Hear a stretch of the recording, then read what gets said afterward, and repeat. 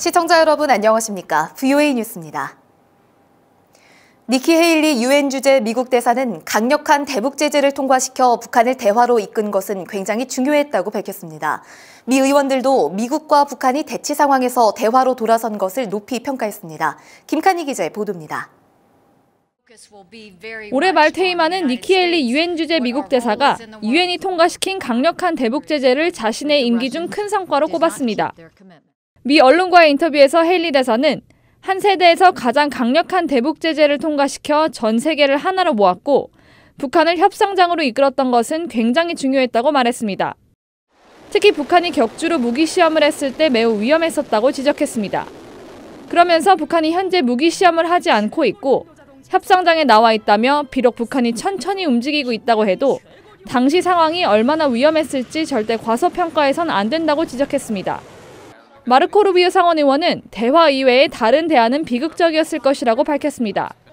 루비오 의원은 아무도 전쟁이 일어나는 것을 보고 싶어하지 않았을 것이라면서도 북한과의 대화가 제재 노력을 훼손해선 안 된다고 강조했습니다. So I think they deserve credit for trying. I just think the limit to that should be anything that could theoretically undermine international support for sanctions. 코리 가드너 상원의원은 북한이 약속한 비핵화를 달성하지 않는다면 의회에서 추가적인 대북 제재를 추진할 것을 암시했습니다. Congress will absolutely take every single one of those steps if North Korea continues to refuse to follow through with its promise. 이런 가운데 렉스 틸러슨 전 미국 국무장관은 한 포럼에서 북한에 대한 압박이 많이 약해지고 있다면서 예전과 같은 최대 압박 캠페인을 되살리는 것은 쉽지 않을 것이라고 밝혔습니다. VOA 뉴스 김칸희입니다. 미북 비핵화 협상이 교착 상태에 머물고 있지만 미국은 제재를 완화해서는 안 된다는 지적이 잇따릅니다. 다만 북한이 협상에 나오도록 대화는 계속 시도해야 한다고 전문가들은 분석합니다. 박승혁 기자입니다. 미국 보수 싱크탱크 헤리티지 재단의 창립자 에드윈 퓰너 박사는 워싱턴 DC에서 열린 한 행사에 참석해 지금 비록 미북 대화가 교착 단계지만 북한을 협상 테이블로 나오게 한 것은 미국 주도의 유엔 대북 제재와 국제사회의 강력한 공조였음을 잊어선 안 된다고 지적했습니다. We must not forget what's brought us this far in the discussion.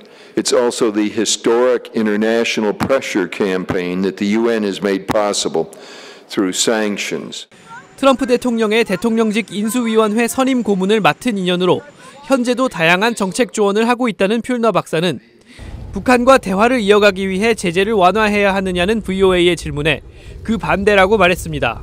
Quite the contrary. I think that the United States position on sanctions is very clear. Those sanctions have to be in place until there is in fact real denuclearization.